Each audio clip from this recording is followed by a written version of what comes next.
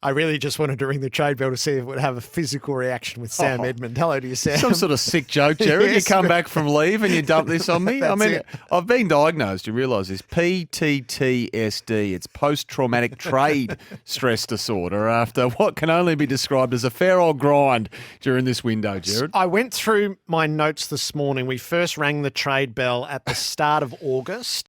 You said that day that there was an incumbence to what was about to unfold, and it was the COVID salary cap reductions were going to mean that there just was capacity to be either aggressive or creative. And that's how it panned out. It was frustrating on two fronts. The modern construct of the game thrives in this area. Now, whether it should or it shouldn't actually doesn't matter. It just does. But the second is, to get improvement, it doesn't come instantly through the draft. That's a futures project. The only way to improve from season to season is additions through the trade period, and that hasn't been able to happen. This period hasn't served the game well at all. No, you're right. And this is the big lever that clubs can pull. Exhibit A being Hawthorn, who want to fast-track their regeneration under Sam Mitchell, turn the list over, but they were stuck.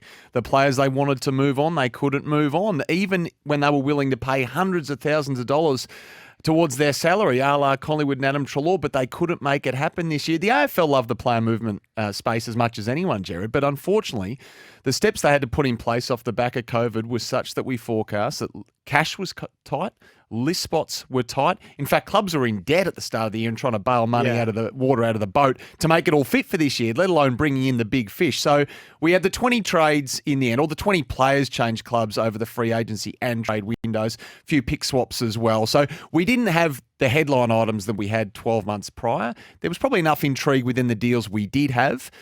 And look, what we've got now is a bunch of players in limbo here, stacks of players, in fact, who are looking for another chance, who in years gone by would have got that chance.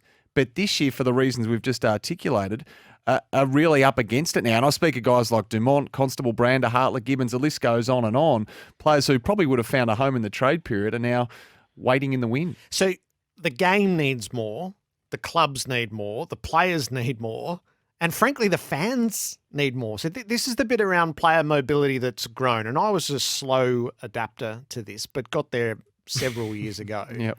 It's just so much fun.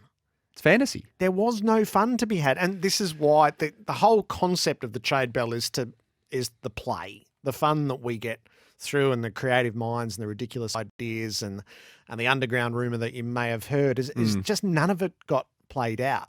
So I think if you're in at the AFL, you'd be going, okay, so what do we need to do to make sure that we don't regress to that? Because it doesn't suit the game at all. Well, we need the game to come back to a financial level that the clubs are comfortable with. They've got room in their lists. They've got room when it comes to the salary cap, and they've got room to make these deals happen. In many ways, and it's been articulated, we've got a trade period now that is as much around trading to find room in your bank balance as opposed to bringing in your headline item from a player perspective. And we saw that from the Gold Coast, who just simply had to offload players to create salary cap room after the COVID cuts that came in and the pay deferrals that were put in place from clubs across the competition. So, as I said, Hawthorn did their bit. They tried to make something happen. They couldn't in the end. We saw Lachie Neale came and left as quick as he did come in the end. So we didn't really have even any really sort of bad blood either, did we? I mean, the main source of frustration centred on Jordan Clark, and there was angst between Geelong and Fremantle. We had a little bit of bad blood between North Melbourne and St Kilda, that haggle over Tristan Sherry, who the Kangas refused to hand over on the cheap. Otherwise, a lot of deals that did get done as well happened in good faith, Gerard, and they go on their merry way. So 20 players in the end pulling on new colours for next year. So there are two central contemplations which now I think have to be brought forward. They're in the background, and sometimes I think the AFL doesn't quite know whether should it or shouldn't it, and then how. But the two are, there must be a mid-season trade period. And the second is we have to get to the point where players can be traded without consent. So you are guaranteed tenure and you are guaranteed finance. So your participation in the AFL is guaranteed, but you are not guaranteed the geography and the club. And this is so if Hawthorn wanted to move for the good of their aspiration, for their ambition, for their planning, they are able to move. So Luke Bruce goes against Yes. his wish. Chad Wingard goes against Yes. his. So it takes a cultural shift, and it takes a financial shift as well. I think you have to wash more money through the salary cap to Because have that they were- be agreeable. They were going to get their money at GWS. Yep. As a lot of it from Hawthorn, as we say, and then the rest from GWS spread over the extended period of their contract. 2 years to go. They might have got a 3-year deal. Luke Bruce, that was the case in play with him. And Hawthorn were going to stump up several $100,000. So they were going to get their money. The AFLPA with this, speak in a tone that suggests this isn't coming in anytime soon. Yeah, Players so being they traded against hold out against the world standard. This is unique. So this is the only competition, the only elite competition in a country that shouldn't go down this path. And mid-season draft as well, although you can see that coming in earlier. But again, the PA and others talk around the sense of players being uprooted mid-season. But this is a professional sporting So organisation. are we going to hold back player mobility to the point that we just experienced, which was intolerable for every stakeholder, found it intolerable, most hard of all work. the fans. It was hard work. So are we going to hold that back forever because we don't either have the stomach or the imagination for it? Or are we going to go, this is actually what modern professional sport looks like. It's time to get moving. And so players can be traded at any juncture of their contract. Yeah. Yep. So if Luke Bruce had gone to Hawthorn and said, I'm out, I want to go and be traded. Well, then he goes.